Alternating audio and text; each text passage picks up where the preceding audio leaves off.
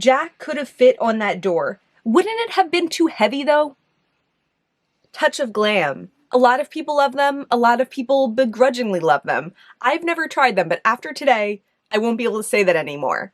At the start of May, they had a pretty big launch, and that was what pushed me over the edge to finally trying them. I ordered 2 shadows from their newest launch, and then the other 4 are older shadows. I actually had ordered 5 others, and then one of them was refunded. But I'm excited to try a variety of formulas. I'm really excited for those 2 new launches. I'm gonna ice swatch all of these here for you today, so let's just zoom in and get them on these balls. Okay, I'm just gonna start with the one that I'm the most excited for. This shade is called the Koosh era, and it just looks like such a gorgeous, interesting neutral. It's described as an olive to lime green shade that shifts to pink purple with taupe silver sparkles.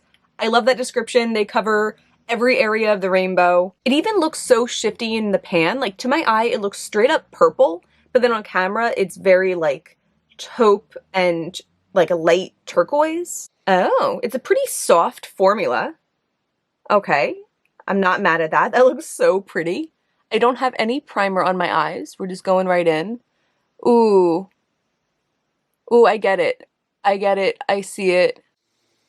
That's so smooth, but it has the right amount of texture to it. I don't like when things are so smooth that it doesn't feel like anything going on. Like this you can feel going on, but it's still like thin enough that it moves on my eyelid very easily. This color is gorgeous. I really like this as an interesting neutral lover. It looks to me like a brown base that's kind of yellowy and then light teal sparkles on top.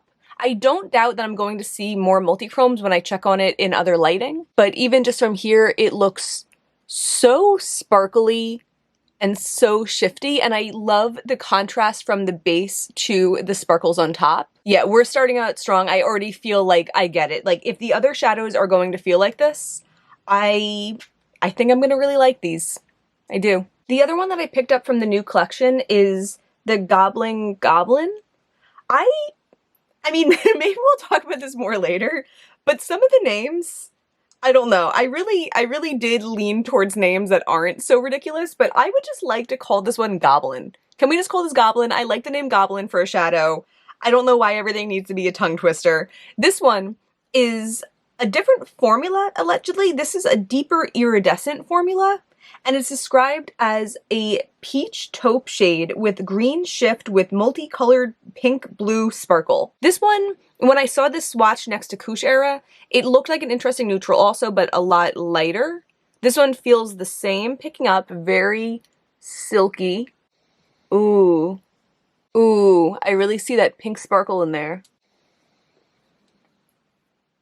Interesting. I'm assuming a deeper iridescent means it would come up more like an iridescent on a deeper skin tone. And that would make sense why it's not quite as like bam in your face as this one. It doesn't feel as base heavy, but I do feel like there's a little bit of deepness to the base of it. I really like it. I think the sparkles in this, the multicolored sparkles, which you might know I love, are so prominent in this one. I'm curious if we're going to see a shift in there also. I do love shades like this that are neutral, but a little bit less of heavy impact. Like, I like having the 2 options. This one is like undeniable, I'm wearing an interesting shadow. This one is interesting, but it's a little bit more subtle.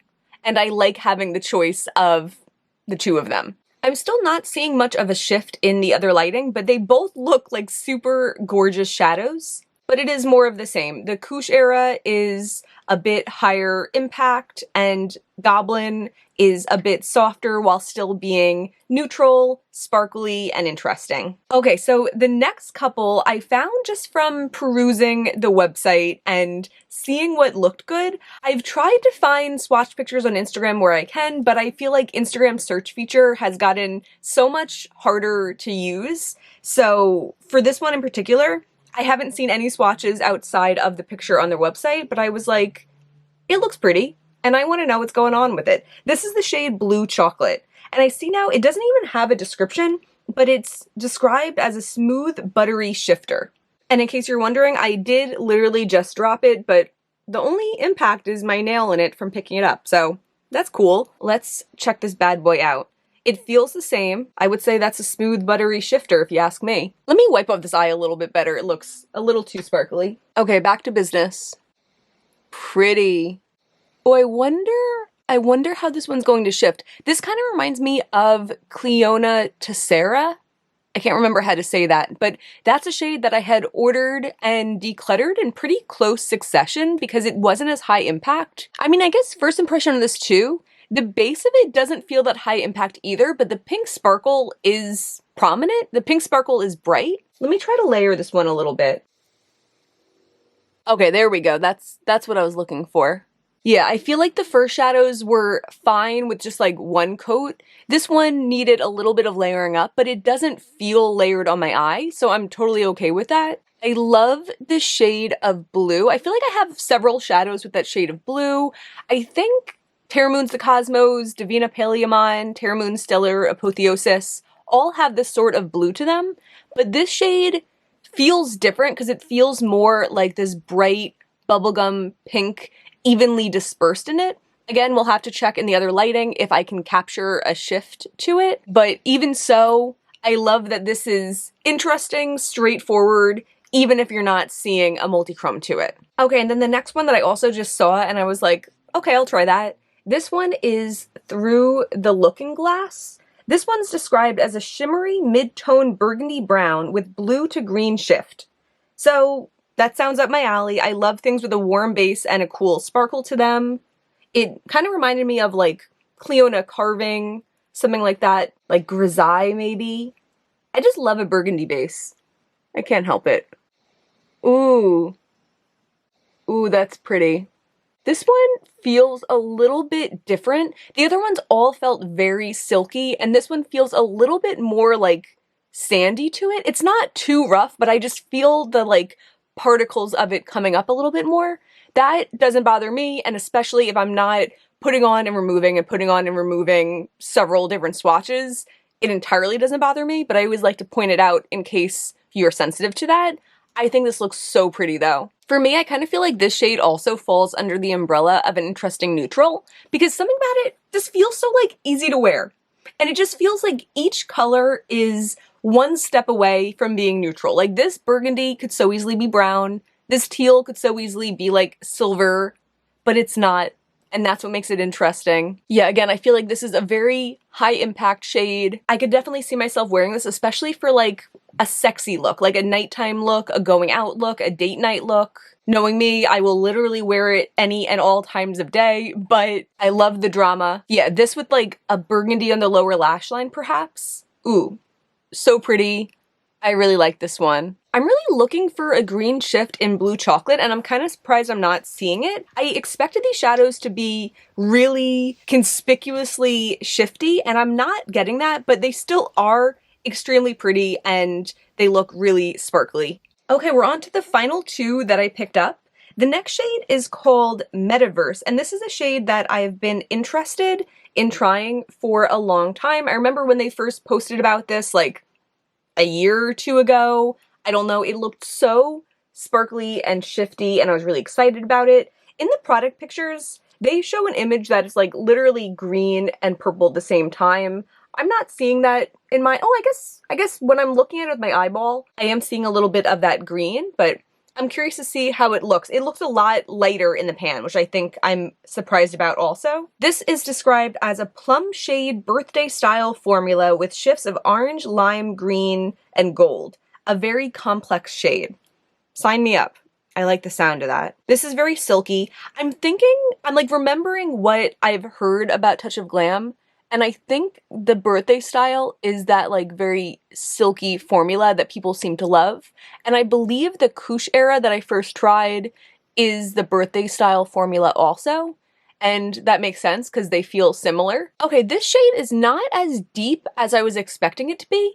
I really like that about this. This looks to me like an interesting pink, like a pink with some depth to it. The sparkles look like an interesting, like, light coral, kind of. I was nervous that it was going to be more like a traditional multi-chrome shift, like a black-based multi-chrome shift, or even be too similar to Hyperspace from Terra Moons, which I love, but I already have it. This feels unique in my collection. I'm very curious if I'm going to see the shifts in it. Again, I will say I'm looking at it in very controlled lighting setups. So the fact that I'm not seeing shifts with either this camera or looking at it in the other lighting doesn't mean I'm not going to see shifts when I'm looking at it outside or in flatter lighting, but it's just kind of like a gauge for how easily you might see shifts. So just wanted to put out there that like me not seeing shifts doesn't mean there are definitely no shifts. It doesn't mean there are shifts, but it doesn't mean there's definitely not. I always feel though that like the shifts are the cherry on top. I really like how this shade looks. I like how it feels. I like the impact and the sparkle. And even if it doesn't have shifts, I'll like it. But if it does have shifts, I'll like it even more. Okay, then the last one I got is Masquerade Holo. I really wanted to try something from their Holo formula because I've tried disappointing Holo formulas before, and I've gotten comments saying that like Touch of Glam Holos are where it's at. They have a lot of different colors. I was finding it hard to narrow it down. I actually narrowed it down to 2.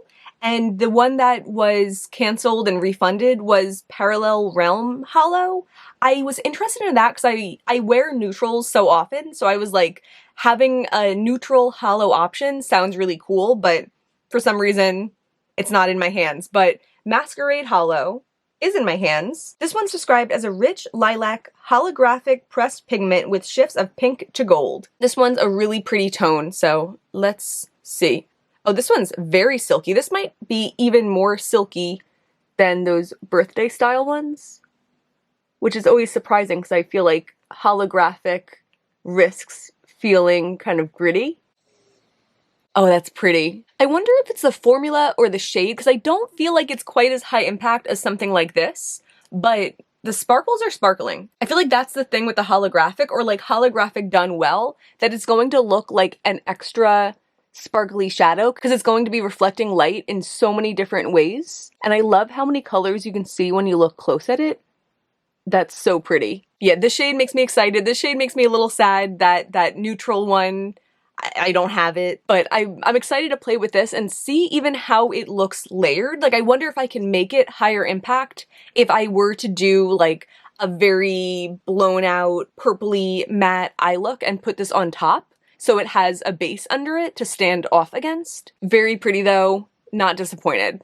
Metaverse is giving us some shifts. I'm seeing gold and I'm seeing green. I'm so excited to see that. When it comes to the holochrome one, I think this is what I'm realizing about holochromes, that they look the best in direct lighting. I don't think seeing this out of the direct lighting does it any favors, but that's okay. We have different shadows for different occasions and they're both really pretty. Okay, I'm just gonna do my makeup around these shadows because I don't really feel like taking them off and redoing them. So I might look a little funky, but it'll work out. I'll be right back and we'll talk about some final thoughts. Here is the finished look. As I thought I would, I kept it simple. It's still just Masquerade Holo on this eye and Metaverse on this eye. I added just one matte from my Kylie Mattes palette to my crease and my lower lash line, and I have Divina Soleil's on both eyes for my inner corner. I do feel like pink and purple just always go together very well, and having all of the other elements be static ties the eyes together. Like, I don't think this is too weird to like go out like this. I feel like this is cool. And also I feel like as I was doing my makeup and looking at the holo in the direct light, the more I looked at it, the more I'm like absolutely hypnotized by just how holographic and sparkly it is. So Touch of Glam has been kind of like a cult classic for so many years. A lot of people are like diehard fans of the brand, and a lot of people have also been very critical of their experiences purchasing from Touch of Glam, which is why I wasn't really inspired to purchase from them until now. It sounded to me like they had made enough changes that I was willing to finally give them my money for the first time. They recently switched from an Etsy shop to their own website. So if I'm remembering correctly what the prices are, I believe the prices are lower now than they used to be because they're no longer paying the Etsy fees. And also they've managed to cut down on their shipping times. I remember a huge thing with ordering from Touch of Glam was that you could only order during very specific windows, and it would be like 4 months to get your shadows, and I always thought that was so ridiculous. I was like, I'm not paying $25 per shadow to wait a third of a year to try it out and see if it's any good or not. When I purchased these, I was a little bit confused about if anything was going to be on a pre-order. It was kind of like, I'm just gonna buy it and see what happens, but I think it will take less than 4 months because they're no longer posting 4-month turnaround time. I placed this order on May 1st. I received a shipping notification on May 16th. However, it didn't move for about a week after that. And interestingly, the shipping notification I got on the 16th listed all 7 items that I ordered. And then it was on Monday, the 27th.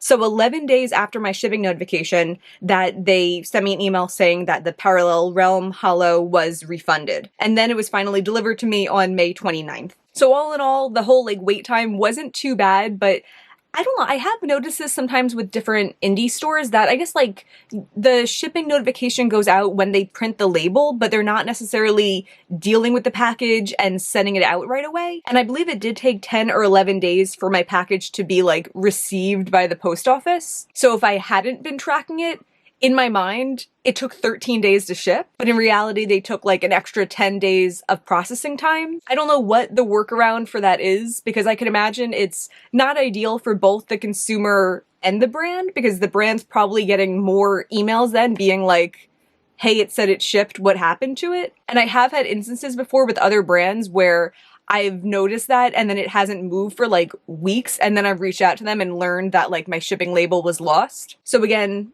not ideal, but not a problem unique to Touch of Glam. Just something about my purchasing experience that I thought I would share. I also remember from seeing their product pictures in the past that they had different pans for different products. A lot of them were in squares and a lot of them were in circles.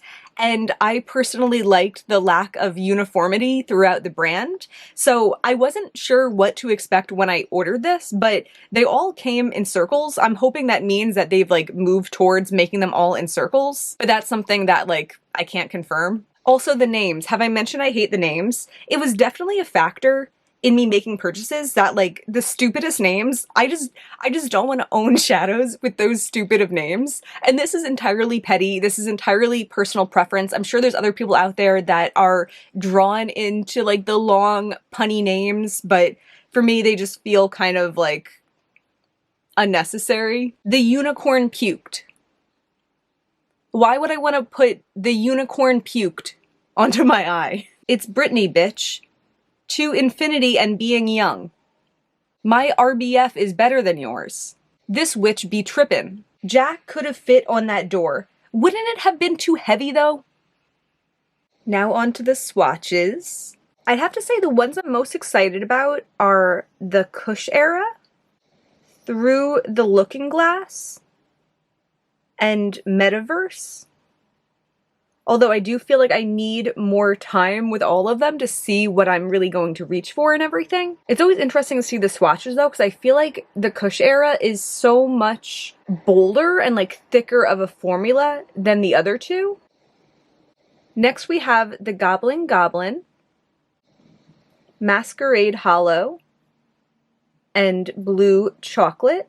I bet I am going to get a lot of use out of the Goblin. It's just when I compared it right next to the Koosh era is a lot more impactful, but I think the multicolored sparkles in this are so apparent and so pretty. Masquerade Holo baffles me a little bit because I'm used to shades at times being shiftier and more bold when they're in different lighting, but the Holo kind of needs direct lighting or bust, but it still is really pretty, and I see why people always recommend the Holos from Touch of Glam. It's definitely the most effective Holo shade that I've ever tried. Now let's head on to some comparisons. Touch of Glam, the Koosh era, Luxie Deadpan, Terra Moon's Hourglass Nebula, Shine by SD Sweetie. The last two looked in the pan like they might have something in common with the Koosh era, but they really don't. I would say it does have more similarities with Deadpan from Luxie, which was probably the best shade from their most recent collection of neutrals, but you can see the insane difference in just shininess and sparkle between the two of them. It makes this Luxie one look like a straight up satin. Touch of Glam, the Goblin, Shine by SD Scintillating, Terra Moon's Haze of the Moon, Cleona Opulent. I would say this has the most in common with this one from Shine by SD. This is one of the new ones from that Sparkle Lights collection, and they definitely have a lot in common when it comes to the multicolored sparkle in them. You can see that the Goblin is just a little bit warmer in the base. I would say scintillating. I cannot say that one. This one is a little bit more icy and slightly rosy.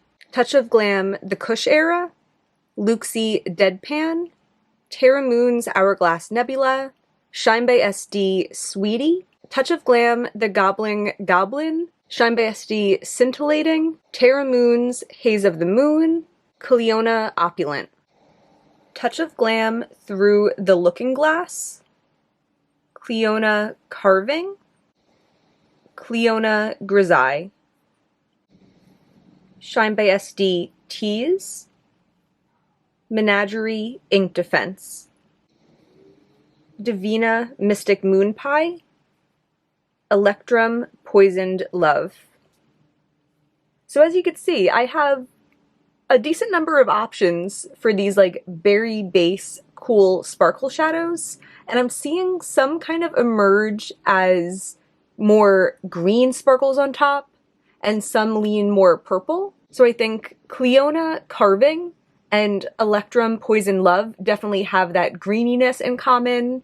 Tease is another one of the new Sparkle Light shadows that I swatched recently, and you can see this is like the lightest and brightest one of these. Something about the sparkle on this Touch of Glam through the Looking Glass feels the most like wet look to me, but overall it is pretty similar to Cleona Grisaille. I know that's kind of like an older shadow. I tend to forget about it even though I love it, but I think if you were tempted by seeing this through the Looking Glass and you have Grisaille, then you already have it. Touch of Glam through the Looking Glass, Cleona Carving, Cleona Grisaille, Shine by SD Tease, Menagerie Ink Defense, Divina Mystic Moon Pie, Electrum Poisoned Love. Touch of Glam Blue Chocolate, Terra Moon's Stellar Apotheosis, Terra Moon's The Cosmos, Divina Paleomon, Cleona Hilt. I think that the only thing Blue Chocolate has in common with these is that blue base, but otherwise, they're very different shades. Blue Chocolate is definitely the most pink sparkle of all of them, and it doesn't have that same sort of like red shiftiness. I think if anything, Blue Chocolate might be most similar to Give Me Glow Glass Slipper, which I recently decluttered when I was trying to repot my larger shadows and it seemed to be a bit rusty on the bottom. But that was a shade that had that like blue with pinkiness. None of these are quite the same. But again, Touch of Glam Blue Chocolate, Terra Moon's Stellar Apotheosis, Terra Moon's The Cosmos, Divina Paleomon, Cleona Hilt. Touch of Glam Metaverse, Terra Moon's Hyperspace, Cleona Solder. These are three very shifty shadows, but very different. I think Metaverse is the prettiest. I really love that tone of pink, and it just feels pink throughout. Hyperspace I really like, but you can very clearly see like a dark blue base to it. And Solder is just a little bit more dingy, a little bit more brown. I'm really excited for Metaverse.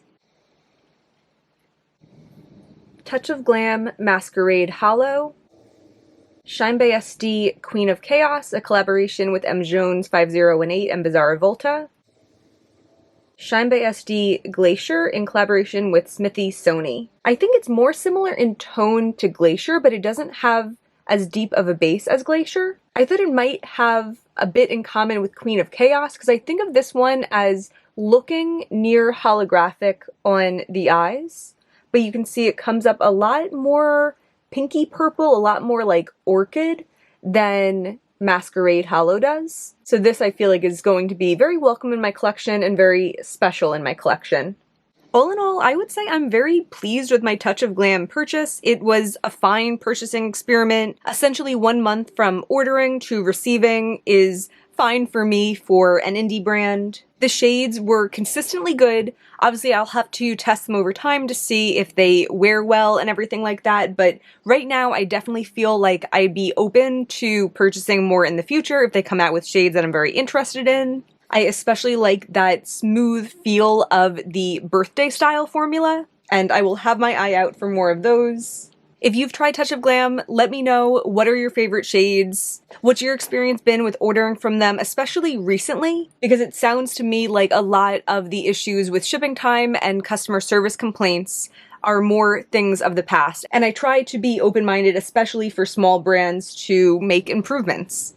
So yeah, let me know about your experience and or if you have any favorite shades. But that's going to be everything for today. If you enjoyed this, I hope you'll give me a thumbs up and subscribe. It really means a lot to me. I also have a Patreon I'll have linked down below and a fashion channel I'll have linked down below. Either way, thank you so much for being here. Bye.